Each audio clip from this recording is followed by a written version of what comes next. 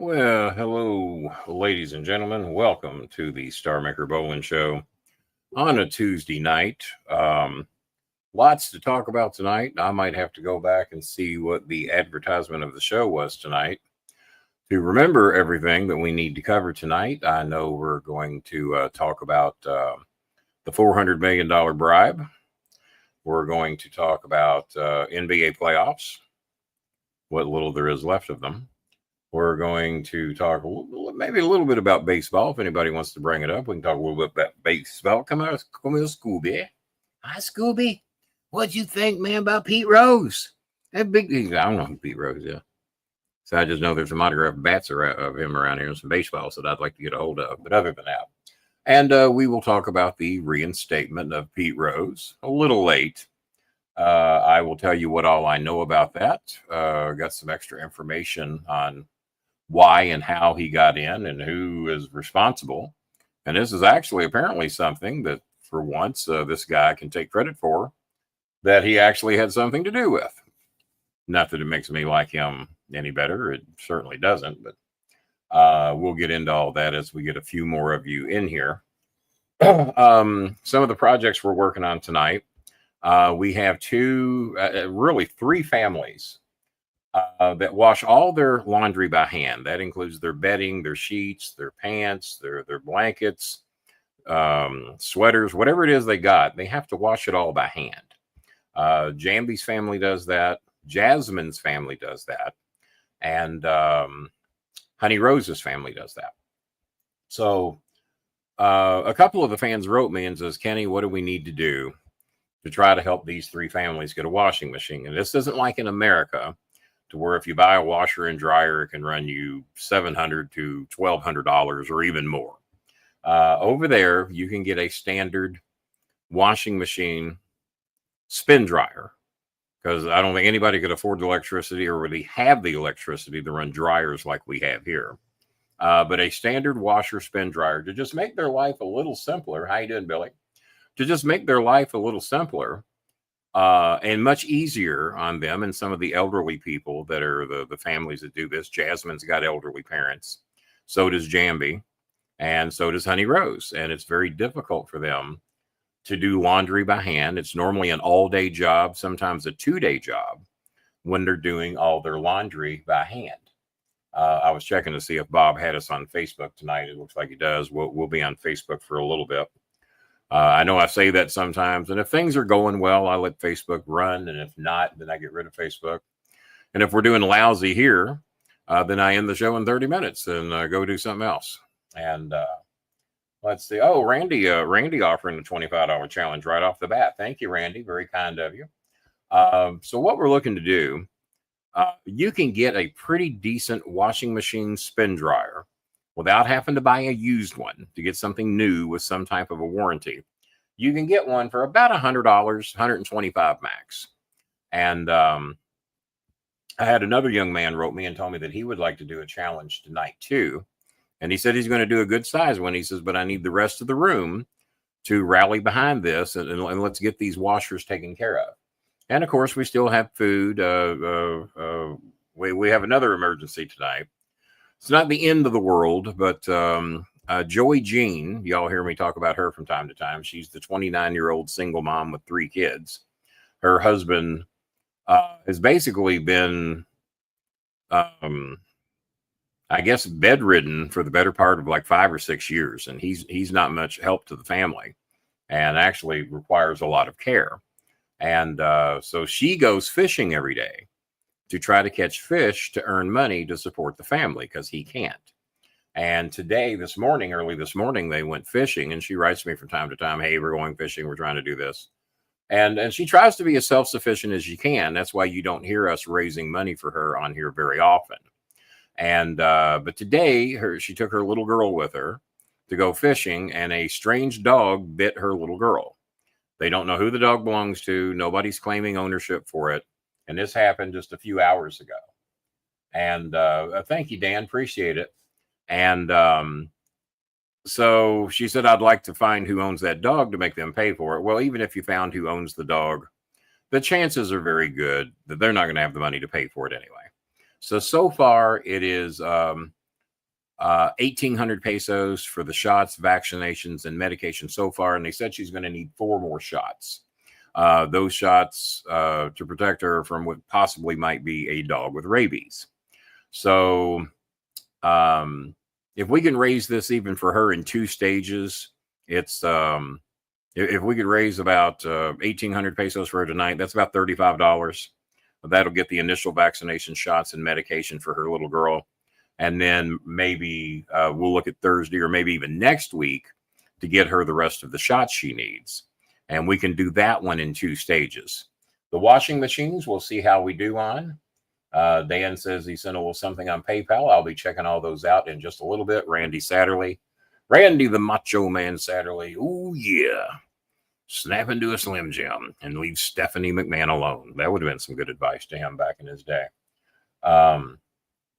Yeah, I'll check out the challenges in a little bit. And then I had another young man wrote me last night, says he wants to make a nice challenge to help these families get their washing machines.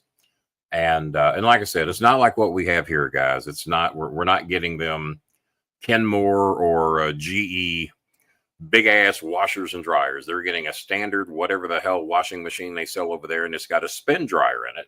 They still have to hang their clothes out on a line and hope to God that it's not raining that day, which is this time of year is about every damn day. And so those are the families that we're trying to help. Jasmine's family, who's got 2 or 3 siblings and 2 elderly parents. And Jasmine, when she goes home from school, sometimes she'll write me at the end of the day, "Oh, I'm sorry I haven't written you. I'd like to keep up with you, keep up with how the show's doing. But unfortunately, I had to do laundry today." And I'm thinking, how long does it take to do laundry? And I should have known better, because I know most of the families over there do their laundry by hand. Very few people have washing machines, unless this show has bought them for them over the past 4 or 5 years, which we bought a few. And they can range anywhere back when we first started getting them back in 2019. You could get a washing machine for, I'm sorry, we're boring a few of you. You can get a washing machine for $60 to $80. And now 5 years later, it's closer to $100 to $125. Like everywhere else, shit goes up. So especially the $25 donations tonight will go a long way. And let me check my phone. Pardon my glasses. My eyes have been killing me today. It has been a rough day eye-wise. I did get a 2 or 3 hour nap, so that helped. And got a lot done outside. Felt a little better today. My hip was not as bad. Cleaned my yard up. Had to order a new pooper scooper because my other one broke. The rake broke in 2 or 3 places, so it wasn't doing worth a shit, literally. And the shovel broke. It snapped in half yesterday. As I was about to get up the last mess, the shovel snapped in half. And it was years old, but my God, you wouldn't expect the shovel to snap it, but it did. So I had to order that from Amazon. It was about $30. And now I've got new shovels, new rakes, and a new carrier to scoop it up in. One small, one big. The big one was fine. For those of you that were concerned about my pooper scooper problems, didn't think that's anything that I'd have to deal with anytime soon, but shit happens. Y'all like that one? Shit happens. Let's see where we stand on donations. We have Daniel Limley has made a $15 challenge. Thank you, Daniel. We appreciate it. Daniel Limley, $15 challenge. And seems like we might have another Randy Macho Man. Randy, where did you donate at? I haven't got the email notification yet. Was it on Venmo? What do we got on Venmo? Transactions. Well, I mean, TC from the NC has donated $10. Randy Macho Man Satterley has donated $35. So there's 35, 45. I'm sorry, 25, 35. So we have $50 even towards the washers and dryers. And let me see.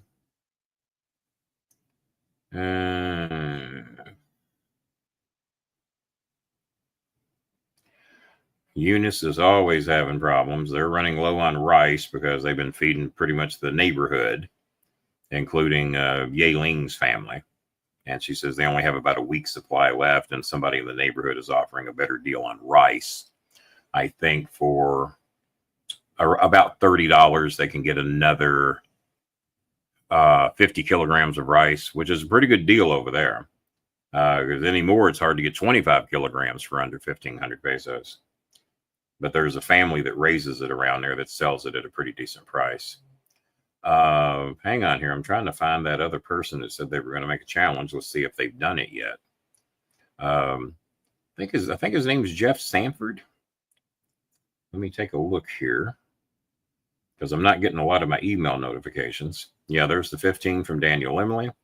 And Jeff Sanford, oh my, this is a hell of a challenge. Jeff Sanford has written us, and he says, I don't expect anybody to match my challenge. It'd be nice if somebody did. He says, unless it might be the Tea Maker or Good Chris. He says, I think those are the only two that would come close. He says, but to help those families get those washers and spin dryer, let's make it clear, it's an all-in-one deal. It's a washer spin dryer. Nobody over there I know has an electric dryer, because the electric bill would go through the moon. He has issued, and he says it would be nice, if nothing else, if the room would match this. And if any of the big dogs out there, the Michigan Mikes, the Tea Makers, the Good Chris's that would like to come close to this, he said that'd be nice, because he's a big fan of the show. He likes my opinion for some reason, or he likes to hear my opinion. He didn't say he likes the opinion, but he has made a $125 challenge. And has challenged the room to match his donation. And if any of the big dogs would like to come close, then that would be great too. So we got that going for us. And well, thank you, Jeff. That was very generous. He said he would love to be able to pay for all the washers, but unfortunately, this is as good as I can do. Well, that's more than most are going to do, short of being Bob. So we appreciate that. And thank you, Mr. Sanford, you big dummy. Yeah, 125. Well, as a matter of fact, one of the people we're trying to raise the money for, there's Jambi. Jambi, damn it. Jambi, damn it. Jambi's one now. I got an echo from you over there, Coletranes. I was about to say, it sounds like it's coming out of your end. That would be impossible, because I wouldn't think. Not if you have a speaker on. Oh, shut the fuck up. That's how technology works, bro. No. You hear anymore? Hang on, I'm seeing if I've got my shit checked. No, I've got my echo cancellation and reduced mic. Yeah, I've got all that shit. Oh, it's not happening anymore, though. You hit something. No. Cheating ass. No, because I still hear the echo. I don't. Do you guys hear the echo out there? Yeah, who hears the echo? Billy says he got his new glasses. That's good. I called to get mine. And yeah, I still got the echo on this end. I'm not hearing it over here. Speak Which up, people. I don't know. I heard in the beginning, but it sounded like it was coming out of your end of it, because it was real. Oh, he hears the echo. Okay. Let me try something then. Yeah, try something else. See what it does. But yeah, Jambi is one of the families we're trying to raise the money for the washer. Billy says he hears it. TC says he hears it. Okay, how about now? Okay, do we still have an echo? The cancellation was on. Yeah. Kenny, it's when you talk. Yeah, it's when I'm hearing it. When I talk is when I hear it. So it's you. Well, it doesn't necessarily mean that. I had it happen the other day and it wasn't me. All right, well, let me check something. It's coming out. Speakers. And if I kill the speakers, I won't be able to hear you. And I have the speakers on every show. I mean, I can try some different speakers. Let me try this. Let me go with E65. I'll turn the TV speakers on, see if that makes any difference. Does it make a difference? Okay, 1, 2, 1, 2. Nope, still there. I heard an echo that time on your end. Okay. And I hear myself now on your end. Go back to creative Bluetooth. All right, I'm back there.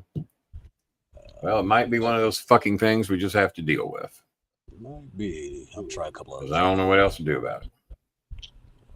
Yeah, echo cancellation is on. Now, Billy says it's okay now, but I don't think so. Yeah, because I'm still hearing it.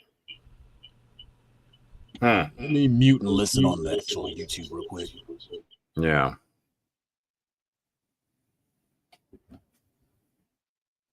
I don't know. Like I said, it ain't the fucking end of the world. We'll get over it. Yeah, it's showing up on YouTube. Let me kick out and come back in. See what that does. See what that does. All right. So that's where we stand. We got the $125 challenge from Sanford, Jeffrey Sanford. We've got $25 challenge from Randy Satterley, $15 challenge from Daniel Lemley. It is not as loud. Well, I mean, he's not in here right now, so there shouldn't be any. There shouldn't be any because there's not really an echo to hear if there's no one else talking through the speaker system. So, and like I said, if it's there, we'll just have to put up with it because I don't know what else to do about it. I don't even have any headphones sitting out here handy to plug in, so that wouldn't help. So now, Billy, I don't guess you're doing good enough. You could help out a little bit tonight, could you? And if you can't, don't worry about it. I know that you've got a couple of pictures you're wanting to pay for there through Herb Simmons, so that might be about all you can do. And apparently there's a third picture you decided you didn't want because we had you down for 3 the night Herb was on. Then you wrote me and said you're down for 2. We're going to try to get your pictures mailed out this weekend of the ones that you ordered from me and Billy. And so, yeah, even if you were good for a small one tonight, that would be great. And if you can't, don't worry about it. I mean, I don't want people doing what they can't do. But, yeah, Jamie's one of the families. Jasmine is the other family. And Honey Rose said their family could use one. So whether we got to knock them out one at a time or one each week or one every 2 weeks, I don't know. But we're going to try to get all 3 of them taken care of. I can't do anything tonight. Okay, that's all right. That's why I asked. Jeffrey Sanford basically has covered one of them. He's got one of them covered. And then the rest of you guys have got enough. We got about half of another one covered. So we're about 1.5 out of the 3 that we're needing to do. So stepping in the right direction. And like I said, who knows? We might hear a little something from the tea maker or maybe good Chris. God knows bad Chris ain't going to do shit. We already know that. He hadn't done anything since I allowed him back in our orb. Maybe Billy's friend Fowler would do something because Fowler hadn't done anything in months. He went over to the other show for quite some time and then apparently followed Billy back over here. So maybe if Fowler's watching, he can do a little something. Lord knows he ain't spent none over here past several months, has he? And let's see here. And there's I didn't even see Tivis in here. Is Tivis in here? Maybe Tivis can do a little something. I don't know. We're reaching out to everybody. Just whatever little bit they can do would be a great help. And I did send the link to all of our good people tonight. Good people meaning those that support the show, get memberships, and donate. I made sure everybody knew we were doing a show tonight. The Pacer game was a blowout there for a while. Once again, Cleveland had like a 17, 18-point lead. And by close to halftime, Pacers had cut it to 1. So those big leads don't do jack shit in the NBA, apparently. They do not do a jack a shit. I got some good news today. Real good news, because I've been driving with liability car insurance for the better part of 2 years. For those of you that remember, my car got hit sitting parked out front of my apartment here a couple of years, 2 or 3 years ago. And so they totaled it, and I just did without a car for about 1.5 years. So, of course, I wasn't going to keep insurance and insure something I don't have. That would be stupid. So I did without insurance for about 1.5 years. And then when I got another car, they treat me like I've never had car insurance, jacked my rates to the fucking moon. And I've been paying about $144 a month for liability insurance for nearly 2 years now. So I called my old insurance agent, Vicky Marmalot, who I've known, God, since probably the early 2000s. She insured me through Kentucky Farm Bureau moons ago. She used to insure Rico Costantino. She asked me about Rico today. And she's insured my son, many other family members. And but I wasn't even sure if she was still in the insurance game or not, because she left Kentucky Farm Bureau, and so did I eventually, and because I got a better rate through State Farm for quite some time until I left them, and then tried to go back a year and a half later, and they wanted to jack my rates to the moon, like I'd never had insurance and I was a drunk driver. So Billy was in Kentucky last night. Well, I'm sure we ran you out. We don't put up with that type down here, Billy. Be careful. You got to be careful crossing that bridge. So, what was it? So she ran my insurance today out of curiosity, because my insurance premium to renew my policy was May the 16th. Was May the 16th. And so I said, well, you got 3 days to find me something. Tell me I can be heard now. God damn it, Echo. It's got to be. I don't hear it. I don't hear an echo. Oh, I heard it first. Okay, it's gone now. Son of a bitch. I had to reset the whole damn computer, so maybe is that what it was? I guess. That's what works. Okay. Now I hear an echo. Oh, son of a bitch. Fuck yeah, it. Deal with it, damn it. Deal with it. Let me kick out and kick back in. You take over for a second. All right. I'm talking about car insurance. Remind me to talk about the deal I got on car insurance. All right. We'll see what happens when I pop back. Cool. Well, I'll tell you about the deal I got in car insurance. And you know how they do those Geico commercials for 15% or less? They ain't lying. Actually, I 50% or less. I was with, I can't remember. I think it was Progressive. And after that first term, them some bitches doubled it. And we didn't get no accidents or tickets or nothing like that. They ain't bend me over and give me lube and anything like that. So anyway, we went to Geico, saved 50%. Everybody's happy. I have a daughter that's 20 and she has a car that's considered fast. So I haven't left yet, but I haven't left yet, but I had to come back in because Geico is who I just left today. You just left them because they pulled the same shit on me, tried to double me, bumped you up, yeah. In that second year. And then I go to another company, and then they got me to full coverage insurance for the same price I've been paying for liability for 2 years. Oh wow, yeah. And that's what Vicky did for me today. So I started hearing your story. And, so it's weird how they work in certain states. Oh, it seems like every year. But Geico's who I left today to go back to Vicky Marmalade. And she's licensed to cover people in about 17 states.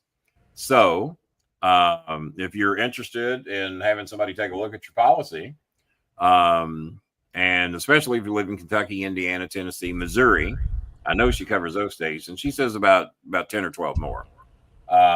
Write me. I will send your information to her inbox, and she can run it for you like she did for me today. And I was expecting the worst because for 2 years I've been trying to get a better deal.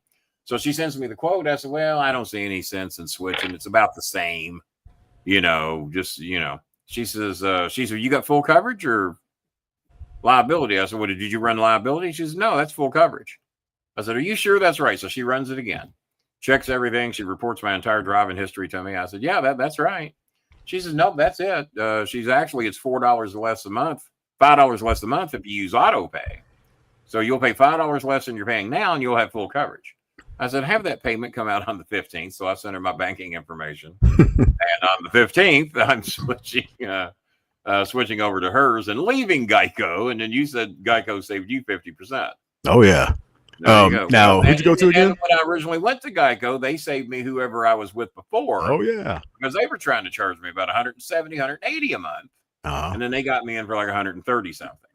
So they didn't save me, 50%, but they saved me about $50 a month.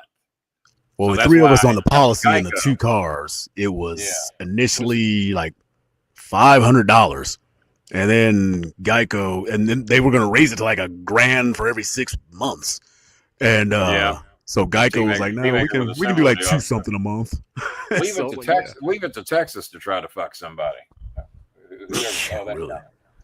That's I do need to talk about Monday Night Raw. I saw all of Raw, and I actually did too. It was nice to see them making clips about. So when you see the Yum Center where they were at last night, and also I'm going to rat the WWE out for a big fucking lie they told.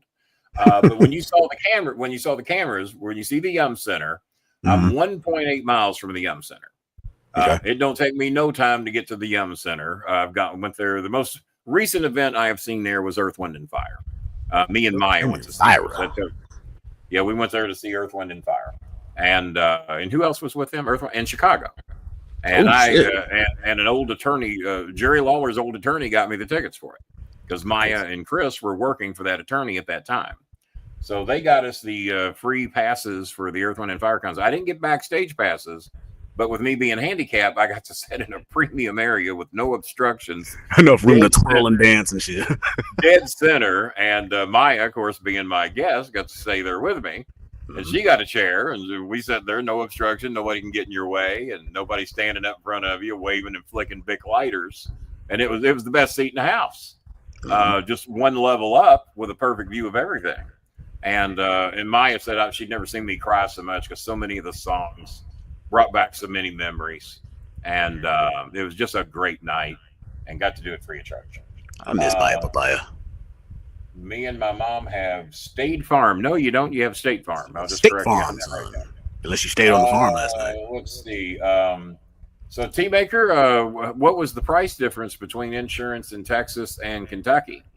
But yeah, it took me 2 years to get reasonable full cover. So I am so at ease today because every time you get behind the wheel of your car, you got to hope if something happens, it ain't your fault. Mm-hmm. It ain't your fault. And if my son's driving, he's more aggressive than I am. He's a tailgater, which I fucking hate. Doesn't like the speed limit very much, which I fucking hate. My daughter. So when I'm in it, I bitch at him the whole time. Hey, drive like you don't have insurance because technically you don't. Do you mash your foot down like it's a brake when he starts coming up on people? Yeah, I do. I do. I too. tried to get brakes installed on my side of the 300. Like a student driver. My motorcycle as well. Yeah. Well, I was covering. Listen to this shit before COVID, and even during COVID, I had my car, Christopher's car, and Christopher's motorcycle covered with State Farm and renter's insurance. Everything, full coverage, $138 a month. Damn. 2 cars. The motorcycle was next to nothing to insure. That was a 79 Suzuki. It was a classic, but still didn't cost anything. And even when we got a newer one, it didn't cost anything. Cheap as shit to insure a motorcycle. I'm too scared. And renter's insurance, $138 for 2 cars and a motorcycle. And then when I went back, full coverage was going to be for me was going to be like $380. I said, fuck you. Goddamn, car payment. I've never had a car payment $380. Biggest car payment I ever had was $292. Went and refinanced that in 1992. Got it lowered from $292 because they were ripping me off at Cadillac. Got it refinanced to lower it from $292 to $177 through Chase Bank. You said 92? This was 92. Yeah, I'd bought a Cameo Avery Cadillac from a preacher friend of mine who also worked for the Cadillac dealership. So $292 for a Cameo ivory colored Cadillac, and it wasn't brand new, but still $292. And then I go into Fifth Third, and they said, "Well, what interest are you paying on that car?" I said, "I don't know. I didn't really look." I said, "A friend of mine that's a preacher got it for me. I'm sure he got me the best deal he could." Well, Kenny, you got an A+ credit rating. He said, "That payment sounds a little high." I said, "Well, here's the details. Take a look." So I'm in the bank doing some shit, whatever I'm doing, and then they run the numbers for me. "Well, Kenny, you might want to switch that loan over to us." I said, "Why is that?" He said, "Well, we can lower your term by a year." I said, "Well, that sounds good. How much my payments going up?" "Oh, no, they're not going up. They had you at 24% interest." "Yeah." Damn. Is that bad? Yeah. They said, "Kenny, you qualify for 6 3/4% interest." That's credit They're cards charging you 24, and they said they're doing that because your car dealer made a shitload of money off you, or at least he thinks he did. And because I'd only made the payments like 2 or 3 payments, and so I wasn't deep into the loan. Lowered my payments from $292 so it pays to shop around, guy, to $177 for the same car, and lowered the term by a year. You want to know what you were paying in today dollars? Oh, God knows. When you were paying $292, that's the equivalent of $650 nowadays. Oh my fucking God! Yeah. And you said you got down to what now? 177. So you got it down to $394. Yeah. Somebody was a that's baller that's back in the almost what they wanted to charge me for full coverage insurance 2 years ago when I Oh, decided yeah. to get a car Yeah. again. And I told them, I said, guys, you're charging fucking car payments for car insurance. Now, if you have it, now, fortunately, I don't have a car payment, but if I had one, that's $800 a month for a car. Yes. Yeah, it is. I drive 3,000 miles a year if I'm lucky. So I was very recently considering selling my car. So, you know, but now I'm covered. And I said, now I don't have my son on my coverage, but if I'm having a bad day or I'm having a bad vision day, can my son drive my car? They said, whoever you give permission to drive your car, as long as you give him permission, you're covered. I said, well, fuck, that's great. That's great. So, yeah. So even if he's driving me, I'm still covered. Nice. So that takes a load off my mind. To know Oh, that. yeah. Now, every night I'm wondering what fucking drunk driver is going to hit and run me. You know, but fortunately they caught the last one. Dumb bitch tried to get out of her car and make a run for it because her car wouldn't run. She hits my neighbor's car and my car. I got the least of the damage, but it still was a healthy paycheck just for the little damage it did. And bitch gets out, tries to make a run for it. Beautiful. Oh, God. White girl. I don't say that about me, white women.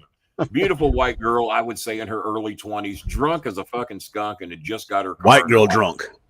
White girl drunk. Bitch decides she was going to leave the vehicle behind, make a run for it, and not get caught at 2:30 in the morning. And I'd had the car 2 days. It's like some Reno 911 shit. Don't it now? So, so T Maker, we appreciate you watching tonight. I think I sent T Maker a notice over on the. I don't think I sent out any cell phone notices today, but I did send him one on Twitter, and I posted that we were doing the show on Twitter. And just to tell you how bad we get fucked with, we got 15 live viewers according to this thing. Oh, we're on Twitter right now? No, I just posted it. So I never broadcast on Twitter. Oh, okay. I just posted. So I tried it one time. Yeah, we don't. Yeah, Russo broadcasts over there and gets nothing. I mean, Russo, who does 90 shows a week, I think. And about how much he hates wrestling, but can't stop watching. Can't stop watching it. Can't stop talking about it. But he hates wrestling. Hates it with a passion. I think he said this year will be his final year in wrestling or something like that. It's like, yeah, I'll see it. I'll believe it when I see it, bro. He was doing shows on Mother's Day night. Mother's Day night with a married Christian man with his wife at home. No offense, Vince. Doing a podcast that's getting nothing at I guess 8, 9 o'clock. I don't know when he went live. Tell you how much he don't like wrestling. He was talking, or doesn't like his mother. One of the two. I don't know. So one of the two. But he's doing a show on Mother's Day night. I got a reason to do a show on Mother's Day night. My mother's dead, and I ain't been married since 1990. So I got a reason to do a show on Mother's Day night. Russo's sitting there with his all that shit he hates all surrounding all around him. Yeah, that's the other thing. All that memorabilia. Him because he tells me he loves me. He put me in his book. He talked about me on Dark Side, smartening him up to get an EPO on Cornette. Which Dark Side was that? I don't know. Cornette and Russo are both in it. Someone I'll have sent to me look clips back. of it. Was it like season 1 or something like that? Like a long time ago? I don't know. Whatever Russo and Cornette are both in, that would be the one. Maybe I gotta look shit up now. Huh? I gotta look shit up now. Well, that's what I'm telling you. I don't know. But somebody sent me clips of it. Bro, Kenny Bolin, and he's mentioned me throughout the show. Now, you think Darkseid could have contacted Kenny Bolin to get his side of the story. You would think. I have no idea what, if anything, those shows pay. Maybe just the privilege to be on there. I have no idea. Jimmy's on every single goddamn one. That's why I don't watch him, because Cornette's on most of them, normally lying his ass off. Mm-hmm. And I can call him out on every fucking lie he's told on there. I can tell, like, the fake tears. Like, he'll get all choked up. He didn't know Vince McMahon was doing all them things. Yeah. Keep telling that story, Jimmy. Mm-hmm. Keep telling that one. Let's see. You at least hear whispers of something. You know. Well, like with Grizzly Smith. Come on. I first, he didn't know about Grizzly Smith either. Right. He called me a Grizzly Smith on one of the podcasts, but when Grizzly got nailed to the cross, well, I didn't realize it. You called me a Grizzly Smith as a You're telling yourself sometimes. the history of Memphis wrestling. I would love to interview some of these Memphis wrestlers that have all found Christ. They've all found Jesus. And what I know about them, a lot of big fucking names. Now, who from Memphis? I'd like to interview them and get their opinions. And I have to think about this today. Should I even bring this up? Yeah, I'm going to bring it up for all fucking 16 or 20 of you, however many's watching. And who knows, maybe the notifications will kick in. We'll get more viewers later. But those are the ones that don't donate anyway. Jake Roberts was proof of Christianity. Ouch. So, leave Jacob alone. Jacob's back in the hospital again. Somebody he's getting heart surgery. Heart surgery. Yeah. That's something we don't have to worry about Cornette doing or Donald Trump. You got to have one to get one. Have one first, right? Yeah. What was it Jimmy used to say? Vince McMahon's got a heart blacker than a banker's heart or something like that he used to say. I forgot what it was. Probably something from Andy Griffith. But no, there's a shitload of wrestlers that have found Jesus that I know things they've done from when enough people tell you the story, it's time to believe them. And some people I've talked to who have admitted proudly what they've done. Well, especially if they come from different walks of life. You know, it's like shit just kind of adds up. Many people in the wrestling business have admitted to me what they've done to underage girls going back to the late 70s and early 80s. Some wrestlers have admitted to me that they drove around very famous wrestlers that were doing these things. Wanted me to rat them out. I said, well, you saw it happen. You saw it. So you want me to repeat what you told me, but keep your name out of it. Oh, well, that's brilliant. Why don't you be a man? You the fucking one who saw it. Oh, but it makes you sound a little guilty if you saw it and you did nothing. That's the point. So no wonder you want someone else to rat it out. Yeah. So, but yeah, I'd love to interview someone. What do you think of wrestlers who had sex with underage girls? What's your opinion? Knowing the person I would ask that to was involved in that shit. What's your opinion? It'd be just like Vince on Donahue that time when he was emphatic that nobody takes steroids, and how dare you say something like that to me, damn it. yeah, you better bow up and get all defensive. Well, and then with the pedophilia stuff, like, oh, he was real. How dare you even suggest anything like that? And then all of a sudden, Mel Phillips and Mel Brooks, Mel Phillips was Terry Garvin and Pat Patterson for like 15 minutes. Yeah, they all got released. Well, yeah, probably. Nah. So yeah, there's a whole slew of them: Memphis, Texas, Carolinas, Florida. Now I don't know much about the Northeastern wrestlers, but it seems to be the wrestling business in general. And, easy access. And that, well, it was easy access for me too. Young girls approached me all the time. She's not a scumbag though. And one of them was an Indian girl. She was 16, and her mother kept bringing her to the matches to meet me. And I said, well, how old are you? And I could tell she looked young, 16, 17. And so I don't know how close to 17 she was. I said, honey, you're a cute little thing, and I appreciate it.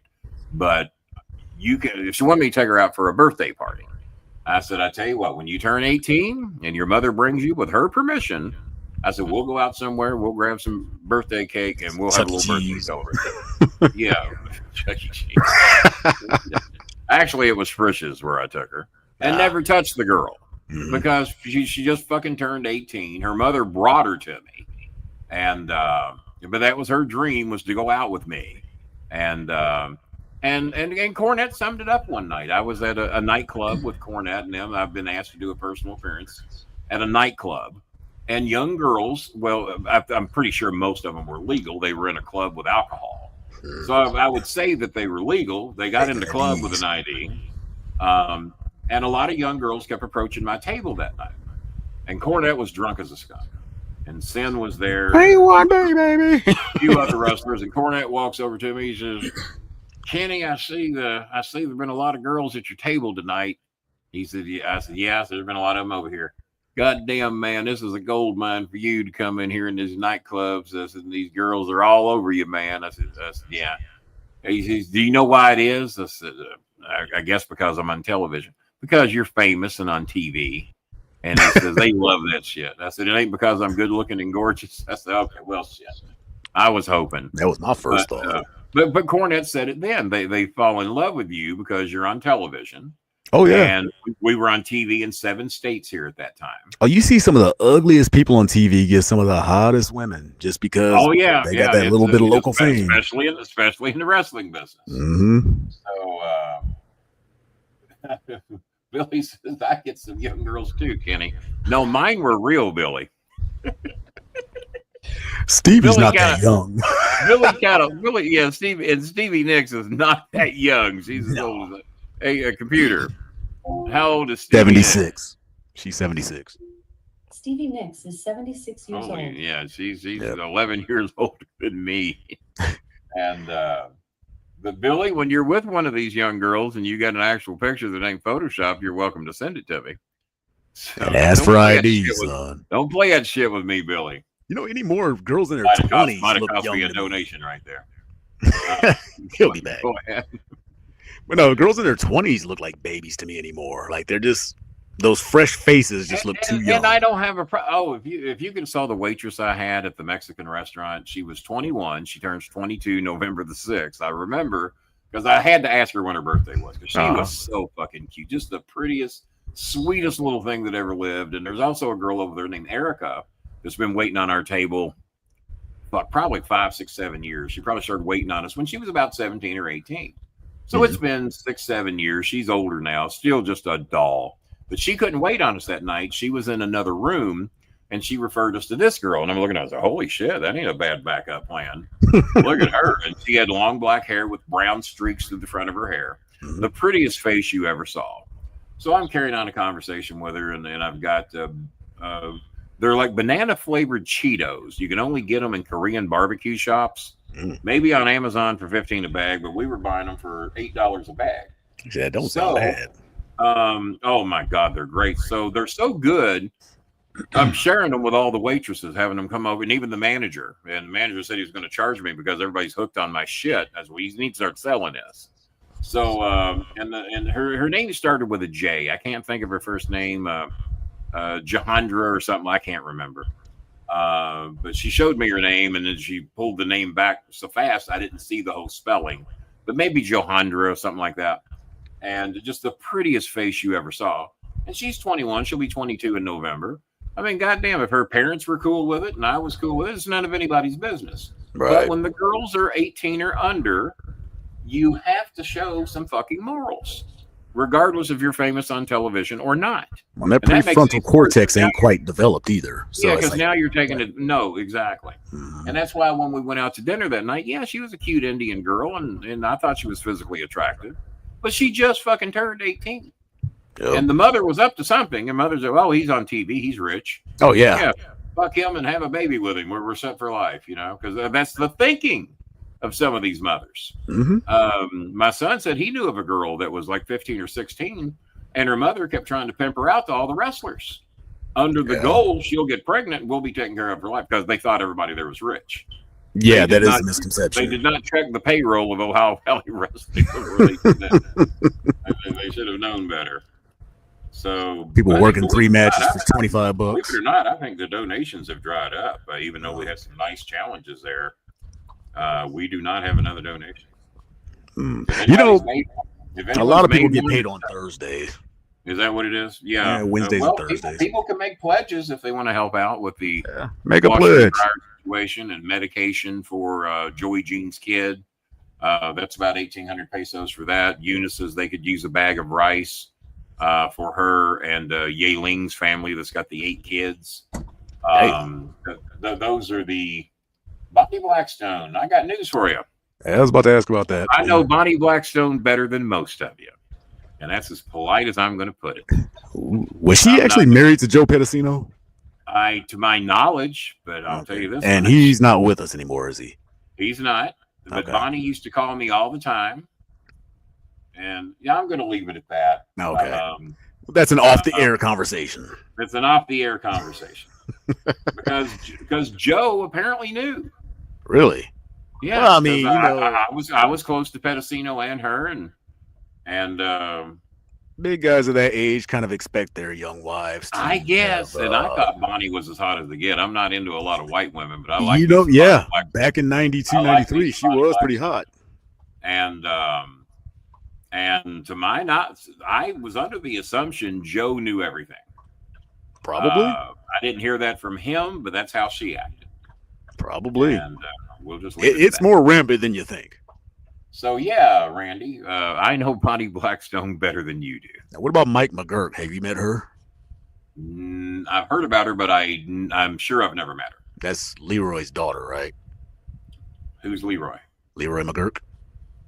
I don't even know who Leroy McGurk is. Really? I thought he was a promoter in I don't know, it was in Jim Ross's book somewhere. He was the one that was legally blind, and he was going to kill Ted DiBiase for dating Mike McGurk. And Jim Ross was like, okay, so you're blind. How do you plan on doing this? And he said he was going to sit in the back of the hotel room and call him to the room, and, with his deep voice, when he said whatever, he was just going to shoot in that direction. Mid-South. Yes, thank you, Donald. Somebody will have to send me a picture of Mike McGurk, because I can't picture who this girl is. She was in the WWF for a very short time as an interviewer. She was in the Oakland position. Okay, the name sounds vaguely familiar, but you could show me 19 women and 18 of them be her, and I'd probably pick the wrong one. Yeah, she looks a lot like Bonnie, the big blonde hair. Okay. No, I liked me some Bonnie Blackstone. I thought, damn. And I was much thinner than Pedicino back then. That was my 270 days. Wow. So I guess I look like gold to Bonnie. And I was invited to come to Atlanta and stay with them. And I passed on that offer. That just seemed a little setup he did. Well, I don't know what the intentions were. Donald Flowers has made a $20 challenge. Thank you, Donald. And like I said, I don't know what positions because T-Maker did make a $70 donation recently, 70 or 75. T-Maker helped us out recently, and we appreciate that. Good Chris, when he helps, is normally 50 to 75. I don't know where the rotation is onto what he can and can't do. But we're really trying to get this washing machine taken care of these families. If you ever had to wash all your laundry, and they're doing these for families. This isn't Jasmine is washing her clothes and bitching about it. This isn't Eunice washing her clothes. Money out of the goodness of her heart. This isn't Honey Rose washing her clothes and bitching because even then I'm like, yeah, every now and then I got to wash out my socks. I got to wash out my shorts, maybe my favorite shirt, and I haven't got time to get to them because we don't have washer and dryer hookups in this building. So I throw all my laundry in a big ass laundry bag, and there's a girl down the road. I pay $35 to do my laundry. It's more than worth it to me, and she appreciates the money. And I think one time I paid her $100. I had like 3 bags because it was bedding and sheets and pillowcases, and I was just way behind. So I had 3 bags of laundry. I said, here's $100. Just get it to me whenever you can. Give my 95 back, please. She was thrilled. Yeah, I'm going to need a little of that back if you don't mind. That was a long time ago. So I don't like paying $100 to get laundry done, but I had so much shit I needed done, so much bedding, comforters, bedspreads, and I got way more of those than I should have, but I do. Me too. And shirts from Temu. Oh my God. Well, I've got a lot of Temu shirts. That's why I'm hoping, because I don't know that I'm going to go through with the surgery due to the risk of blood clots. I am down 53 pounds from where I was 3 months ago. Protein shakes seems to be a good reason that I'm getting there. I had tilapia. I had a tilapia wrap tonight, which is a lot of protein, very little calories. And I use a lot of shakes because I got gut issues. My weakness has been Ritz crackers and pineapple habanero dip.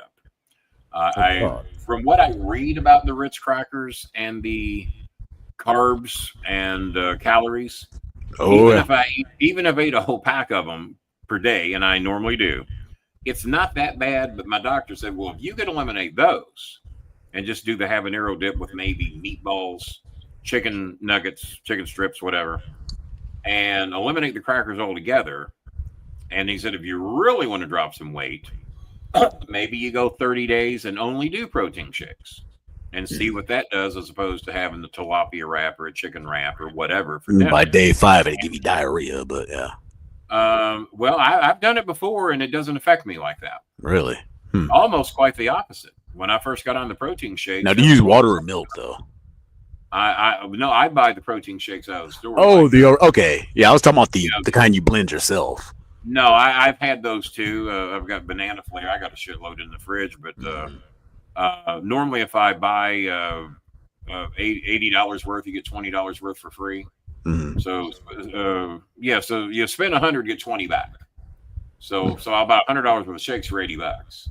And I still got 4 cases sitting over here, and I got 2 cases in the fridge, and I get paid again in 2 days to go buy more. And so I don't know. So $20 from Donald Flowers. Let me see what else we got. The $125 from Jeffrey Sanford, 15 from Daniel Wembley, 15 from Daniel Wembley, 25 from Randy Macho Man Satterley, and that has been it so far, guys. Maybe we get Grady to donate something. What's that? Maybe we can get Grady to donate something. Grady? Yeah. Oh, come on, man. Mr. Sanford's friend. Oh, well, I don't know Mr. Well, that's the only Grady I know. Man, that was a hanging curveball. And I do know he's never donated. So what are you smoking tonight? There you go. Well, not much right now. I'm going to get to it after the show. Well, Billy's just trying to motivate everybody to get on protein shakes. Man, I'm telling you. Damn. Oh, yeah, and TC sent 10. Yeah, I saw your donation early there, TC. I saw that. Thank you very much. You the man. Oh, I think TC also has committed to get a Rock and Roll Express picture. He said he'd pay for that in June. And I did write Herb Simmons to get that. I've also found out Jerry Lawler is going to be now appearing at that show. How's his communication skills? We've been noticing the numbers have been kicking up somewhere between 10 p.m. and like 10-12. Uh-huh. It seems to be when everybody gets the notifications. Let's see if that happens again tonight. Okay. Because obviously, yeah, because it'll go up by 100. Obviously, with the $125 challenge from Jeffrey Sanford, that puts us pretty good. Jeffrey, if you're in here tonight, say hey, man. You've been writing me all fucking day. You probably tired and gone to bed now. Oh, now he's gonna give you 5 of these across your lip. Well, he said. Now there was a stipulation for that $125 donation. He wanted an autograph. Guess who he wants? Jerry Lawler. Yours. Me. Yeah. Me. Well, yeah, I can handle that. Yeah. There you go. As a matter of fact, if you're donating 125, let me know. Let's see. Don't forget. Also, Rock and Roll Express as well. I will compliment that. Yeah, I think I've already got you down for that, Donald. I've got you down. I think you were going to do that, Jim. Why, Adam Copeland? Why don't you go blow the Affleck duck? How about that? You just grab the Affleck duck, find his little bitty tiny duck penis, and blow him. He wants my autograph because I'm more famous than you, you little Edge Copeland bitch. Boom. Now, where's your money? Shouldn't your name be Cope now? As a matter of fact, I still owe Adam 2 Undertaker pictures. He was kind enough to order a couple of those. We feel pretty confident. You would. We feel pretty confident. If you blow the Affleck duck, you will save money because at least 15%. Oh no, that's Geico. Probably 50% if you blow at the least, duck. yeah. It would be my guess. Affleck. I did not look into Affleck insurance. I didn't. Shucky do that. ducky quack Good quack. old Geico. Good old. I think Affleck is more supplemental, isn't it? As a matter of fact, Adam, I'm going to cut you some slack. When I said white, with all the autographs that are available, why do you want mine? Maybe because I'll be dead soon. I don't know. Well, that's when it's worth more money. Maybe it'd be worth more then. So, yeah, I don't have any autographs of Jake the Snake Roberts, and we're going to root for him on his heart surgery thing. Which reminds me, you really should get with DDP. Yeah, I had a Sabu story to tell. I'm pretty sure I've told it on here before, but many of you may not have heard it. But my Sabu story is I worked a few shows with him over the years, mainly on IWA shows. Ian Rotten used to bring him in all the time. So when it got evident that I was leaving IWA, because they actually brought me in before OVW did, Danny Davis recruited me from Ian's Eddie Gilbert Memorial Show. Danny Davis, Trailer Park Trash, Jason Lee, Rip Rogers, and a few others came over. And Rip and a couple others were involved in a 6-man tag with me. Tommy Gilbert was my assistant manager. I was the manager. Tommy, and because Tommy wanted me to cut a promo bad mouthing his son, Doug Gilbert. I was managing Doug, so I managed Doug Gilbert, Tommy Rich. Oh, so that was a while ago. Wow. This was a while back. Yeah, I managed Doug Gilbert, Tommy Rich, and who was the third person? But we were going against Ian Rotten and out of the Freebirds, there was Michael P.S. Hayes. What was the other one's name? Jimmy Garvin. Terry Gordy. Oh, that one. Okay, yeah. So I'm managing Tommy Rich and Doug Gilbert against. I thought it was a 6-man tag. Maybe it was just a regular tag. So I'm managing Doug Gilbert and Tommy Rich against Ian Rotten and Terry Gordy. And when I'm cutting the promo about it being the memorial, they're wanting me to talk shit on Eddie Gilbert because they knew me and Eddie had a history and that I'd had a wrestling match with him as an amateur status way back when at Rupp Arena. When you're 990. 980 something. They were short. Yeah. They were short. And I said, man, I don't want to do that. I don't want to talk about Eddie that way. I said, God damn, he's dead now. Yeah. And Tommy went over. He says, man, Eddie would not expect you to do anything else. Don't worry about it. He said, you've got my blessing. So I lit him up a little bit. Nothing like what they were wanting me to do. Yeah. But I took a couple of jabs here and there. Not only am I a better manager than you ever hoped to be, Cornette was a better photographer than you ever hoped to be, because that's why Jimmy hated him, because he thought Eddie Gilbert was stepping in on his photography business. And I got a picture here to where Jimmy called Eddie Gilbert some things that he probably would love me not to ever show on this show. And so far, I have not. You have a picture of him calling him shit? And he used some words on that picture that the gay community would not take too kindly. Oh, yeah. Yeah. That's what's written on a picture of Eddie Gilbert when Eddie was a photographer. Just leave it to your imagination. Yeah, I had no idea about that car accident beforehand. That was the first I'd ever heard of that, except for Dark Side. The one before he wrestled. Apparently, when he was young, he had a car accident that caved his chest in. I didn't know anything about it either. Yeah, on Dark Side, they said it basically turned his heart to jello. Well, also, one of I used to date one of Eddie Gilbert's girlfriends. Medusa? No. This was a girl that lived in Starlight, Indiana. And I used to date this girl's sister, and she was dating Eddie Gilbert and a photographer in early wrestling days. Mm-hmm. Well, her and Eddie had a falling out, and she knew I did not like Eddie. Me and Eddie just did not click.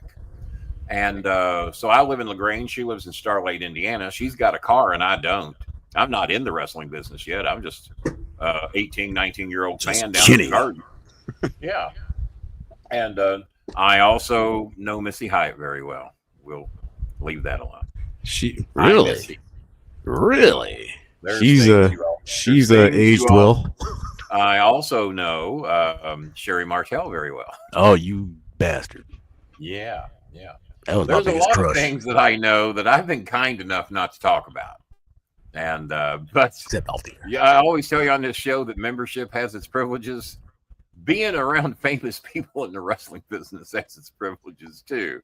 And now Jimmy introduced me to Sherry Martel. I also know Miss Jackie better than most of y'all too.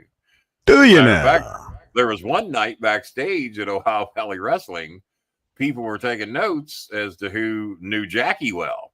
Danny Davis said he knew Miss Jackie very well. Didn't Dick Slater know Jackie well? Who? Dick Slater? No, that was I don't know about that. No, what was the other black female wrestler back in the 80s? Danny Davis said he knew Miss Jackie well, and then Rip Rogers said he knew Miss Jackie well.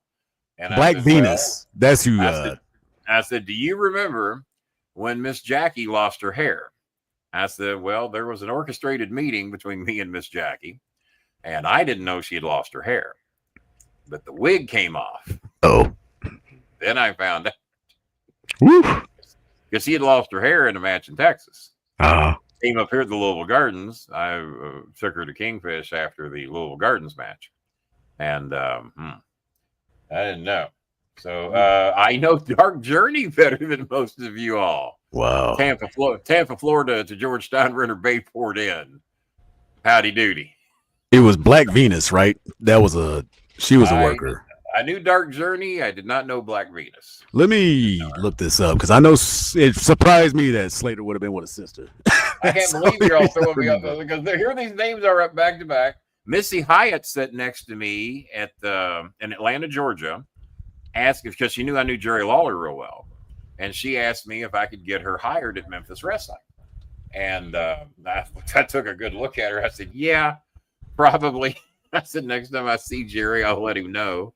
And I figured he probably knew who she was, but she was not on the card in Atlanta. She was sitting next to me in the friends and family section. And me and Missy hung out for the night and got to know each other pretty well. As a matter of fact, I ran into Missy again in Evansville. But Missy Hyatt 1987 and Missy Hyatt 2024, two different Missy Hyatts. We'll just leave that at that. I am telling you what. What's that? Yeah, Dark Journey, huh? Dater, I'm looking at Black Slater Venus, dated too. Dark Journey. Well, I knew what, it was a sister. When I met Dark Journey, he wasn't. But I'll tell you who. Well, I won't tell you who was because he's a married man and he bribed us to keep our mouth shut. Me and Cornette got it on video. Oh, this wrestler got it on your Super 8, huh? Who's very famous and is still in the WWE as an agent. He was with Dark Journey and he wasn't supposed to be because he's a married man. So we had him on video at the pool with Dark Journey. Who the hell's still old enough in the... And that's how one thing led to another. We had the video, and this particular person said, "Oh, we would like for that video not to get out." I said, "Well, there's arrangements can be made." So, and back in those days, would you make sure that he doesn't talk? So, Did you hear the story about how Tully Blanchard fucked up Ricky Morton's marriage by accident? God knows. I don't know that I've heard it. He was on the what's that religious show that the 500 Club or something like that, or 700 Club. 700 Club, yeah. Yeah, right. He was on there talking about his 500 Club was the discount religion show. That's right. He was talking about their tryst back in the day. He brings up Ricky Morton by name about some of the adventures, and Ricky Morton was watching it on the couch with his wife. So, that's they got divorced because of that. Oh, wow. Yes, I got all of Jambi's dogs vaccinated for her. She had 8 dogs. They had worked out a deal to get 2 of them done, and I said, "Well, let's call the vet. Let him know you got 8 dogs that need vaccinated, and what's the best price he can get." And he lowered the price from 3,200 pesos to get them all done down to 2,000 even. Jambi, I think, had saved 600 or 800 pesos.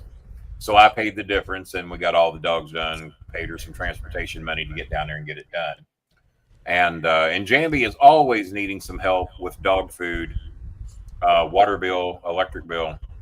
She's got a little job, but it don't pay much, but it does keep her head above water. So anytime we can do anything to help Jambi out.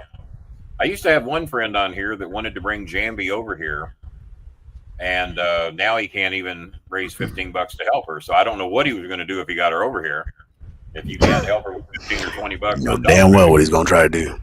Well, free of charge, I guess. So, yeah, I know. I know. I had no idea Dick Slater was dead. So, Adam, are you able to do a little something for us tonight? And your pictures are still coming, and I'm going to send you a little something extra. And if you can't, don't worry about it. We just ask him. We're just trying to get this shit handled. Boy, we've had another tough night tonight. Yeah, it was rough. Those numbers have not gone up. And no, Donald Flowers, $20 donations, the last one we got. Everybody else looks like they bailed on us. Well, I'll hang in here. Tuesday probably ain't the greatest night. I guess. It is the 13th. And for those that get paid twice a month, maybe like I said, you can make a pledge. Probably about 2 days off. You know what we're doing here. You can make a pledge. Oh, geez. Yep, time for Billy to go to bed. Billy, you make it sound like you hate the show. Billy, you're in a facility somewhere. He'll be on for 20 more minutes. At 10:05, you're out of here. You're in a facility somewhere. You're in a gated community. There's people with white coats around. Those are the young girls you're hooking up with, or medical interns. Why are you out of here, Billy, at 10 o'clock every time you watch this show? Well, Billy, I want an explanation. What is going on with you? You got some splaining to do. Because who was that other person? Boondock. Boondock. He was always in at a certain time and always out at a certain 10 o'clock time. sharp. And then he went away forever. But no, it's like clockwork. At 10:05, Billy's out of here. Just like, is Billy Boondock, you think? You know? Could be. Who could? He could be. Billy could be Boondock. It's the same thing. Yeah. It's the exact same time schedule. And you know, I think, didn't Boondock have some stuff with internet issues too? I could have swore there was a similar situation. I don't know. You're on a sexual. Boondock never used a real profile picture, and Billy has actually been on the show. Yeah, he has his own show, which I'm not a sexual. No, you're not, because I don't know what a sexual is. What's this? You trying to say sexual? He's not a schedule, is what he's trying to say. Oh, okay, yeah, that's what I thought at first. He's on a schedule. Yeah. What schedule are you on, Billy? But at 10:05, you're out of here, and you leave like you're goddamn just. Well, it's sleep hygiene. You got to go to bed at the same time every night to get yourself. Fuck that shit. I went to bed at 12:30 last night. I woke up at 5:30. Got up, let the dogs out, stayed up from 5:30 till 12:30 noon. I said, well, I'm tired. I'm going back to bed. So I went back to bed and woke up at 4:45 this afternoon. And then got up and said, well, I guess we're going to stay up because I got a show to do tonight. So I'll go back to bed. I might sleep through it. It don't look like we're getting like I said, those people don't donate anyway. So yeah, donations are a little soft tonight. Well, I mean, if you factor in what Jeffrey did, Jeff Sanford, you know, he did the 125, and then he challenged all you big dummies. My friend Steven said hello. Well, tell your friend Steven to come in here and make a Shouldn't donation. He be in here? He was on here last week, right? He hadn't donated in 6 months. Tell your friend Steven to come over here and help us out. Hi, Steven. He did get a membership. Yeah, he did drop the $2.99. He did do that. He did. Well, $3.19 with tax. Billy, I guess we'll see you Thursday, buddy. See you, bud. Well, I got a show tomorrow. Yeah, I'll see you there. Yeah, you see Billy. I forgot I do shows. By the way, so not only do I have the good car insurance, I got full coverage again. I'm going to be. You don't know what a relief that was to know that I can pay the same money and now have full coverage insurance again, and don't have to panic every time I make a right-hand turn, worried about somebody clipping me and hitting me and running. Because that shit happens a lot in Louisville. Or getting hit by somebody uninsured. Well, yeah, you don't need that either. So that's what happened to me. I'll see you Thursday, Billy. The Coletranes will see you tomorrow. Yeah, I will. Don't you go over there talking sexual stuff. They don't do that. They don't do that over there. Oh, we ain't about all that. Yeah. So yeah, we'll be back here Thursday night. Oh shit! I guess they see that we need money, and now we're down to 11 people. Oh yeah, you start talking money, they be gone. 10,000 followers on YouTube. Close to 11,000 now. 7,000 or 8,000 combined. No, it's about 12,000. We've got 7,000 followers, 5,000 friends on Facebook. So there's 12,000 there, and about another 11,000 on Twitter, but know of the show. Yeah, I have a combined of like 3,000 among all my socials, and I have 163 subscribers. I know y'all seeing this shit. Yeah, you would think. I get a lot of views, but the subscribers. I think some people see the word subscribe and they think money. Randy donated $25 tonight. Any truth to the Brickhouse Brown story of him seeing Miss Texas? Well, I don't know what you're asking me. Yeah, I'm sure he saw all of them. I don't know what you're asking me. Any truth to Brickhouse Brown story of him seeing Miss Texas? Oh, with Jerry Lawler, Jeff Jarrett. I wasn't there.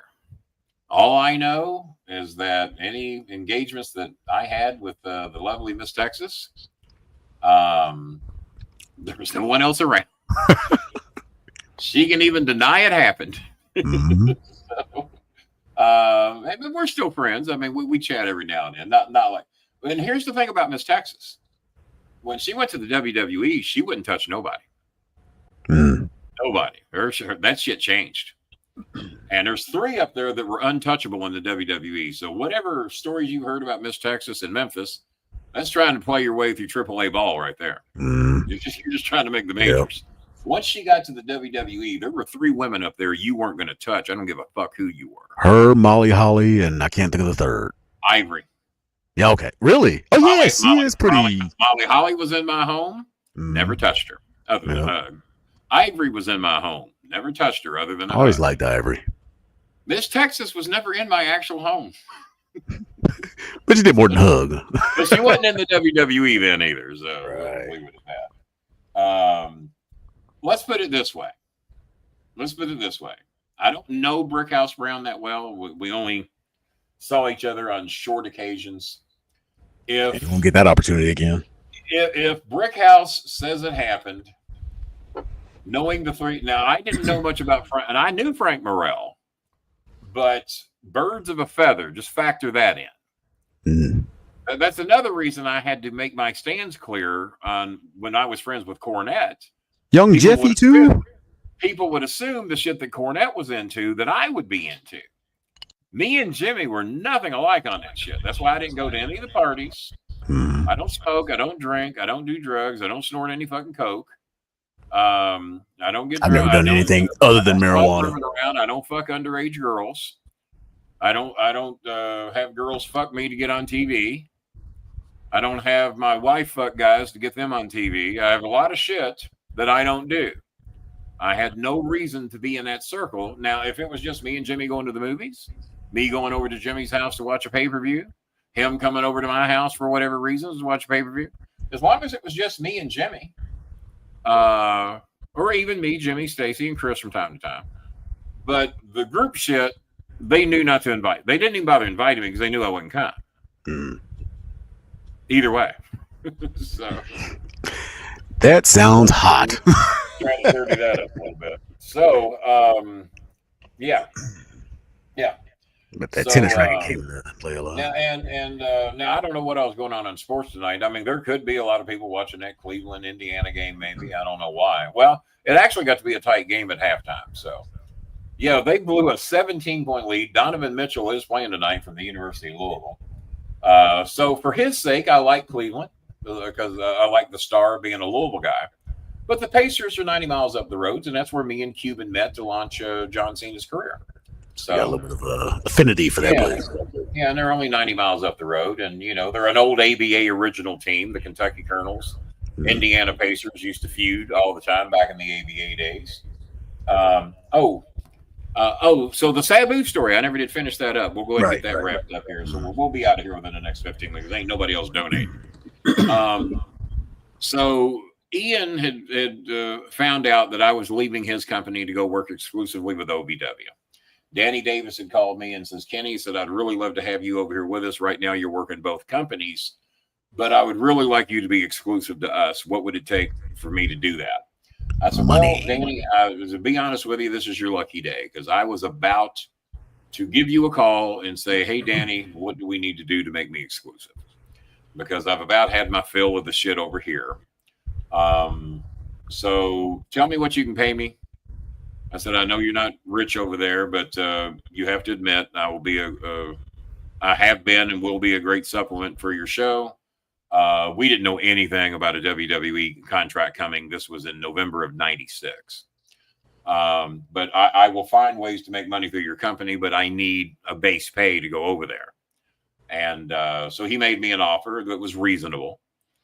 And I said, now, if I do that, I said, I'll leave Ian, right? I said, because Ian pays me anywhere from $75 to $125 a night, but I'm sick of doing those shows. I said, so if I leave, I can count on this, right? He said, yeah, it's a deal. I said, okay. I said, well, I'll let Ian know that I'll give him 2 weeks notice and then I'll be with you exclusively after that. So my last show was at a nightclub. I forget where, somewhere in the South End. And it was a nightclub show and it had 2 levels. And I'd already worked 2 or 3 matches that night. But the main event was going to be some like 10-man tag. And Ian's plan, and Sabu overheard this plan, is that, yeah, Bolin thinks he's fucking rolling out of here like some hotshot going over there to be on TV with OVW. Because he had a TV deal, but it didn't last very long. I heard about that. His ring had duct tape in it. I saw that. It was put together. Oh, if you saw that shit. I have a So few friends that wrestled there. I did like 4 to 6 of those shows, and it was an embarrassment. But the bad thing is, Ian had a better time slot than Danny. Ian's show came on at 9 or 10 o'clock on Saturday nights on the CW or the WB or whatever they were then. And Danny was coming on at 1:30 in the morning on Fox 41 for a half-hour show. It was just a half hour back then. And I was on both shows. So I was the 2 network guy. I'm over on the WB, and I'm also on the Fox 41. And I'd brag about that I was a 2 network TV star. So that was about to go away when I left Ian. And Ian's show was embarrassing as hell. And at least Danny's looked good for television. It looked good enough for what we were doing. Now, was Ian's all blood and guts like ECW? Yes. That's what I thought. Probably. Because every one of my friends that went there are hardcore guys. I worked 9 matches one night, and 8 of the 9 matches I worked had blood in them. Jesus Christ. And they were always wanting me. So then this is the other reason I left. They wanted me to be in the King of the Death matches in Indiana because they didn't have an athletic commission. God. You could get by with anything. They wanted me to take a bump into a tank of piranha. I said, okay. No, I won't be taking a bump. Well, Kenny, they just nibble at you. They won't hurt you. No, they're not going to get the opportunity to nibble at me because I'm not falling into a goddamn tank of piranha. I said, I know what my pay is. What are you going to pay me for that show? We'll give you $150. $150 to fall into a tank of piranha. No, that's all right. Give the $150 to somebody else. I said, I'm going to make it real easy for you. I won't even be there. You don't even have to advertise me. I am not even going to show up at such a fucking event. And I said, as a matter of fact, I said, I'm going to work one more show for you. I said, I'll do the bar match that you got me advertised at. I said, but no, I will not be doing the fucking King of the Death matches. I'll be out of here by then. You don't even have to advertise me. Wanting me to take a bump.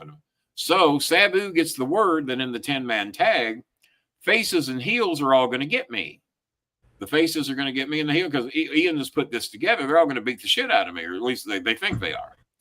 So I'm upstairs in the upper level. There's a match going on that Ian is involved in because Ian would work 2 or 3 of the fucking matches a show. I've already worked 3 matches. I got a break, and there's going to be 1 or 2 more matches, and then I'm back out there for the main event in the 10-man tag. I'm managing the heels. Of course, Ian's with the baby faces. He had orchestrated this plan where all 10 of them were going to fuck me up. Now, how bad they were going to fuck me up, I don't know, but they were going to send me out with a smile. I'd already gotten in a fight with a fan that night that had spit on me. And if you want to get my dander up, spit on me. Better give me coming after. Especially back then when I weighed about 277, could still outrun about anybody, especially at Humana, which was my day job. And this motherfucker spit on me from the 3rd row because on the lower level, that's all there was. 1, 2, 3 rows, and then an upper level of seats. And that motherfucker spit on me and then bowed up on me like a motherfucker. And I'm wearing my olive green suit that I should have known better than to wear there, but I did. And he spit on me, and 3 rows ain't very far. And I looked at him, and I went to that 3rd row, grabbed him, pulled him out of that 3rd row, pulled him down under the concrete floor, put my knees on his shoulders, and I'm beating the shit out of that motherfucker. Lost my fucking mind. Do not fucking spit on me. It's the nastiest goddamn. I don't let wrestlers do it. But you see these wrestlers, no, they go, and then I'll spit. No, you ain't gonna spit on me because if you do, we're gonna fight. You better be. That's the one line you can't cross with me. No, well, me too. Yeah. I don't know. You ain't spitting on me. I don't give a fuck who you are. Jerry Lawler said he's gonna spit on me. Well, we're gonna fight. I don't know how tough you really are, but we're gonna find out if you spit on me. But no, he wasn't stupid enough to ever make such a suggestion. So I'm beating the shit out of this fan. The cops come, they get the fan because the fans told him, yeah, he spit on him. I said, no, you don't fucking do that shit. I said, motherfucker, if you're brave, hang around out in that parking lot. I said, these matches will be over soon. If you're brave, motherfucker, and you think you're tough, hang around in that parking lot, you got fucking more coming. He's telling me he's going to be there. So when that match is over, I ain't waiting for the fucking night team because they've already thrown him out. I'm out in the parking lot looking for him, and he's gone. Ian cannot believe I'm upset over somebody spitting on me. I said, I'll kill that motherfucker. I'll fucking kill him. The police hung around because they knew I was going looking for him. They said, no, Mr. Bolin, he's left. I said, okay, all right. I said, well, when I leave the show tonight, I said, if he's out here, if he's that fucking stupid, I said, you better hang around. I said, because if I get my hands on him, I said, you saw what I've done to him earlier, and he's got more coming. So he was talking some shit, and but he never came back. So I'm upstairs, and then Sabu says, yeah, but they're planning to jump you because they're mad because you're leaving the company, and they're mad that you picked OVW over them. I said, really? And I said, all 10 of them, huh? He said, he's got the faces and heels talking into helping him. That, yeah, they're planning to fuck you up. I said, you're telling me this way? He said, because that's fucking bullshit. That's why. I said, all right. He says, Kenny, my advice is just go ahead and get out of here now. And you got plenty of time to get in your car and get out. And he said, what did Ian owe you tonight? I said, I was working for 75 tonight. I said, I guess we'll kiss that goodbye. He says, nope. And he pulls out his little fanny pack and grabs $75 and hands it to me. He says, there's your pay. I said, well, I don't want you to fucking lose it. He says, trust me, I ain't losing shit. I'll get it back. I'll get it back. I said, oh, okay. I said, I appreciate that. I said, Sabu, I owe you, man. And he says, no, you don't owe me a thing. He says, what decent people do. So he handed me the $75. I said, well, I appreciate it. If I see you down the road, man, I said, I appreciate this. Because I ain't going to whip fucking 10 guys, no matter who the fuck. Now, was Sabu in that match? He was in it. Yeah, he was in the main event. So that's how he knew. Like, yeah. That's how he knew. Yeah, that's how he knew. So I grabbed my bag, got my $75, headed to the car. Somebody else said, where are you going, Kenny? Oh, I got to run down to the store and get something. I said, man, I'm having a sugar high. I got to go get me something. So I just make him think I'm going to the store, and I go home and appreciate what he did. And Chris told me that people used to fuck with Mike Mondo when he was in WWE and fuck with him on the planes. And they said he just fucked with Mondo something serious. And Sabu took him under his wing. He says, no, Sabu told Mondo, he said, come over, sit by me. You can sit with me on the plane. And Mike says, yeah, why is that? He said, well, these people want to fuck with you. He said, but guess what? They ain't going to fuck with you if you're with me. He said, I promise you that. And he took Mike Mondo under his wing. This is what I was told, is that Sabu took care of Mondo. And if you fuck with Mike, you fucking with me. And they said that's when people quit fucking with Mike because they didn't want to fuck with Sabu. I hate that fucking bully mentality like that. Yeah, these fuck. And there's a lot of them, too. Oh, yeah. Well, apparently those stories weren't worth shit for a donation. Small dicks, big muscles. I'm a little surprised at some of the people that we saw in here tonight that we didn't do a little better, but Mail Ali's crying about something. Scared to read that one.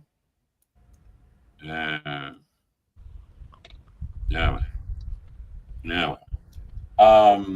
Well, once again, we're going to go ahead and wrap this up. It's 10:23. We never did get those extra viewers. They wouldn't have donated anyways. Nah. And I know I sent more than 20 people the link tonight, so I guess they got other shit going on. So we'll try it again Thursday and try to raise the revenue. We got about half the money raised for the washing machines, and we need to raise about the other half, and then whatever we can do for food and everything like that. So for those of you that watch the show late and can do something, we greatly appreciate it. For those of you that can't, we understand. For those of you that have donated recently, we appreciate that. Well, I did not have respect for the type of matches that they would have Sabu do. I don't like anybody that mutilates their body that way. But it was classy of him to tip me off and to take care of Mondo like that. So plus he's fucking 5 years younger than me. So it was anytime anybody checks out at age 60 or 43. Well, there's Stephen Fowler. I don't know if Steven's donating anything here late tonight or not. And you gonna save us, buddy? Steven, that's Billy's buddy.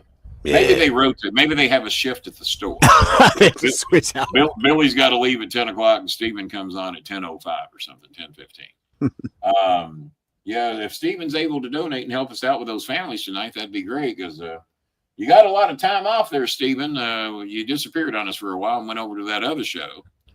But Billy's back over here. But Billy's got to leave every night at 10:05. He tells me he's on a sexual. I said, okay, all right. That's none of my business. Don't tell me. Sexual, he said. S-E-C. I said, no, you're not. You're on a schedule. S-C-H-E-D-U-L-E. Look there. See my high school education. Ooh, Billy boy. Billy. So I got to, I don't know if Steven will be donating tonight or not. I have no idea. Let's see. That is what I'm talking about. Not a fan of it. No. No, I was never a fan of death matches. That's why I left Ian. I didn't want to be a part of that stupid shit. I was looking more at being on his TV show. Got to work with some pretty good names. That's where I met Dutch Mantel, the developer we're working relationship with. I never talked to him much in the Memphis days because he was always feuding with Lawler, and I was Lawler's friend. Mm-hmm. So Dutch and I didn't really interact much in those days, nor did me and Bill Dundee. I didn't interact with them until after all that shit. So, let's see, 10:26. Yeah, we didn't have too many people donate tonight. It's a good thing Jeffrey Sanford did the 125, or we got fucked tonight. Oh yeah. But for those that did donate, Randy Satterley and various others, Daniel Emily with 15. Someone who did 20. Was it TC? No, TC did 10. Okay. Let me see who's in here. Let me check. Donald Flowers did 20. So thank you, Donald. And then 15 from Lemley, 125 from Jeffrey Sanford, Daniel Lemley with 15. There we go. The few but the proud, and not the Marines. Right. And I never did. I guess we'll say Pete Rose for Thursday. But the reason Pete Rose got inducted, and we'll pick up, it was Donald Trump. I had a feeling. Ban lifted. Yeah, apparently when Trump was pushing this Washington D.C. stadium shit and everything, and what's his name had to come there and listen to all of Trump's accomplishments that he had never done, and just listen to all this bullshit from Trump, the commissioner of baseball. Apparently, part of the deal was to get Rose ban lifted, but he will not. From the information I got tonight, Pete will not see a smither of the Hall of Fame until the earliest 2028. There's going to be a special committee done of 16 people. 75% of the people have to vote for Pete. Tony Perez is on there and would probably vote for Pete. Other than that, who knows? If you don't get 75%. Now, Barry Bonds and Roger Clemens were on this same ballot a couple of years ago, and they only got 4 votes out of the 16 that were available. And you have to get 12 of 16 to get in. They only got 4. And what Pete did is almost considered worse than steroids. There's Cheska. Hi, Cheska. How you doing? Doing good. Cheska's my sweet little lady friend over there. She's just the sweetest thing ever. A very pretty little girl. Also in her college days now, and we try to help her as we can. And always love seeing Cheska in here. Nice to see you, sweetie. And Stephen, you could just say yes or no to a donation. Just let us know, you know. They hate to say no because then we you blast the hell out. We give them shit. Yeah, we give them shit for being a cheap little bitch is what we do. So, does Joe Jackson go on that same committee? Joe Jackson will be eligible as well, and all the Chicago White Sox from 1919 who were accused of throwing the World Series versus the Cincinnati Reds. And but Pete was the primary talk of the day. Trump, people say, well, how does that make you feel about Trump now? Well, he's still a crooked piece of shit. Oh, yeah, he did some cool things in a minute, but the man is trying to take a $400 bribe on a fucking airplane from Qatar, who he called terrorist not long ago. Mm-hmm. And also in his first administration said they were a terrorist organization. And now all of a sudden, because they're giving him a plane, they're good people on both sides. So what about the country Mattel? What's that? What about the country of Mattel that he put tariffs on? Oh, good God. Yeah. And the Penguin Island. Yeah. Tariffs on the Penguin Island. So, what else? So Pete will not even be eligible to see a day in the Hall of Fame until 2028. I would love to see Pete Rose Jr. get to go up there and do that. But if Clemens and Barry Bonds only got 4%, and there are certain people out there that will never vote for Pete in a million years. And one of those people is a former Cincinnati Red named Frank Robinson, who was furious at one of the writers that said that he would vote for Pete. He said he violated the most important rule of baseball is do not bet on baseball. Frank Robinson and Pete were teammates during Pete's rookie year. And Frank said absolutely fucking not, and Frank's on the committee. So he ain't getting Frank's vote. And I kind of get it. But I think he should be rewarded for his accomplishments on the field. He was never accused of betting on baseball until he was a manager. I think he should be rewarded because everything he's done is in the Hall of Fame. Yeah. 41, 92. Well, there's shades of gray. It can't be black and white all the time. Yeah. So I think for what he's accomplished, but he went on to be a manager and he bet on baseball. And it took him because he got accused in 1989, got banned from baseball 2 years after my son was born. So my son has pretty much only known ban Pete Rose.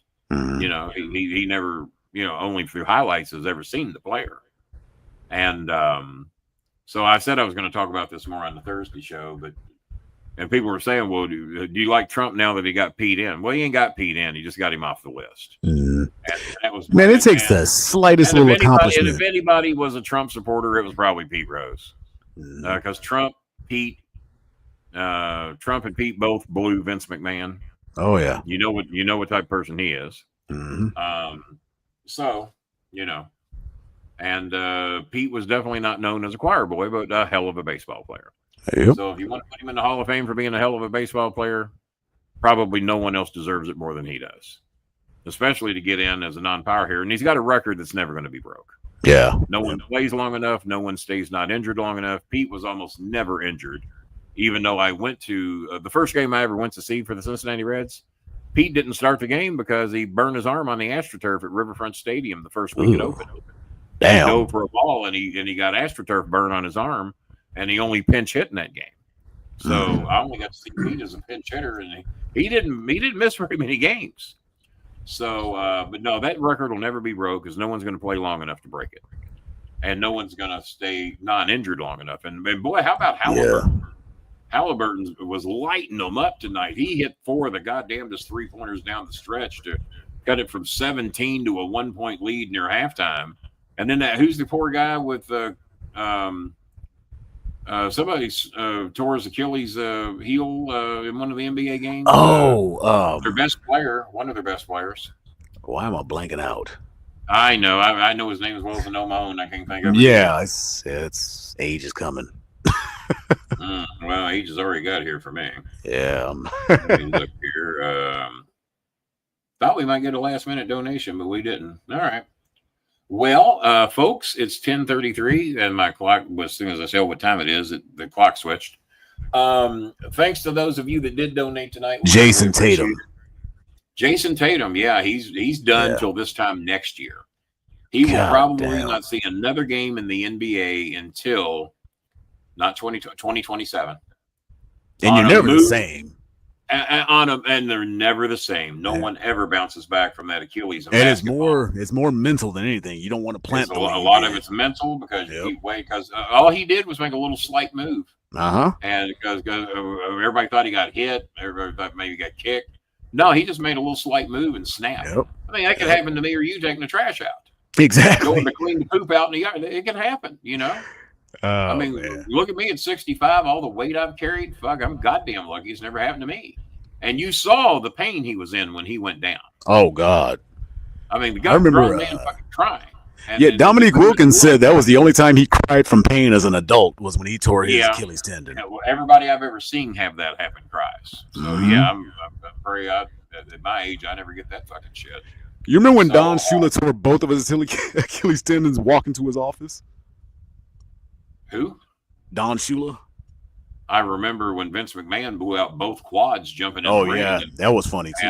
And apparently somebody was in the ring laughing at him when he did it. I can't remember who. Batista. Yeah. Batista was laughing because he couldn't get up. That was a funny sight, though. He's sitting there yelling on his ass. Yeah, nothing he can do. Nothing he can do. So power stomping. Don Shula blew out both Achilles walking to his office? Yeah, walking to his office. I don't remember ever hearing that. Holy shit. Let me see if I can't find that story. Bad enough to do one, but to do 2 in the same trip. And remember, who was it, Bill Gramatica? We don't catch you on a lot of the shows, so thank you for tuning in, sweetie. Remember Bill Gramatica blew out his ACL because he was celebrating a kick? He just jumped up and landed and went down. Yeah, that one I do remember. And Pat McAfee recovered an onside kick, and he thinks he's a tough guy. I tell you what, he did take a fucking beating in that. I finally watched that, and he took one. He took and one. He did. Cole trying to do the Bobby Heenan from WrestleMania 5 move there on the Warrior. That didn't work out. I thought I'm not normally too critical of Cole, but I thought he was doing a lot of overacting. Yeah, he was. Okay, well, I'm not the only one that saw that. No, he definitely was. Yeah, you got to know where to go, and I thought he was doing a lot of overacting. And I'm not normally too critical of Michael Cole. So what do you do? What do you do? Yeah, we never got that wave. So apparently, I don't know. I've got no way to figure out when people get notifications of the show and when they don't. We certainly did not get that 120, 130, 170 225 rush tonight. Did not happen. No, sometimes it does pop up in my junk folder, so that might be something too. Everybody check your junk folders, make sure it's not Check in your there. junk folder. I don't know. Well, but Click see, not spam. when I send people notifications of the show directly, I send them on Facebook Messenger and Twitter and to their cell phone numbers for those that I have their cell phone number on. I didn't send Jazzy Jana one tonight because I didn't send any cell phone number notifications tonight. And that's all I got on Jazzy right now because her Facebook account got hacked. Oh yeah, that's right. Yeah, so living the life of the zebra over here. I did see that dickhead, Elon Muskrat, one of the Teslas he's got is zebra striped. He's ripping me off. And I have to admit, I wonder what it would cost me to take my Volvo and get it wrapped in zebra stripes. Everything else I got zebra these days. And there's animal print all of a sudden everywhere. Probably be about $2,000, I guess, to get that done right. I don't know if I want to drop $2,000 on zebra stripe wrapping for my car. But yeah, there's a Tesla out there somewhere that's got zebra stripes on it. And I noticed it because people are now when they see zebra shit, they oh, Kenny, it's like your living room. I said, yeah, a little bit. And turquoise and zebra. Zelensky the zebra right there. There he is, guarding the BS flags, and then we got Underdog right there too. Zelensky the zebra, and Underdog. So, yeah, we covered a lot of the Pete Rose stuff. No, Donald Trump's still a piece of shit, and that doesn't change anything. He's got his own greediness involved in this. Trust me, he's trying to get something out of it. Oh yeah, it's never from the goodness of his heart. Well, that damn Teamaker didn't hang around long tonight, did he? A couple of comments, and then we don't see the Teamaker no more. Bedtime. He's asking for money. I got to get out of here. Stephen Fowler, somebody take away your microphone. Somebody take away your keyboard. Kenny asked for money. I got to ignore him now. Got to ignore him. So, yeah, we did what we could there, man. Yep. I will hop for now, and we'll be back here Thursday night, 9:00. You back here Thursday? I'm back here Thursday. Train man. All right, we'll do it Thursday night. I guess Bobby Bangs, Hazelwood, Bitchy Bobby. I had a name for him the other day. Bitchy Bobby Bangs. Is that what it was? Bitchy Bobby Bangs. Yeah. Bitchy Bobby Bangs. Bitchy Bobby Triple Bangs. B. Down here, Bitchy Bobby Bangs, Carlite. BQ. We'll see Bitchy Bobby Bangs over here on Thursday night, and it'll be the 15th, maybe. I guess that sounds like a payday. Yeah. Hopefully, people will be doing a little bit better, and then of course we'll make sure to be on here around the first of the month, and then we're going to find out what Billy Sellers has to leave at 10:05 every show.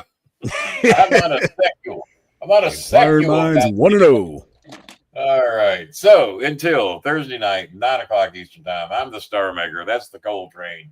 And we did say a good day.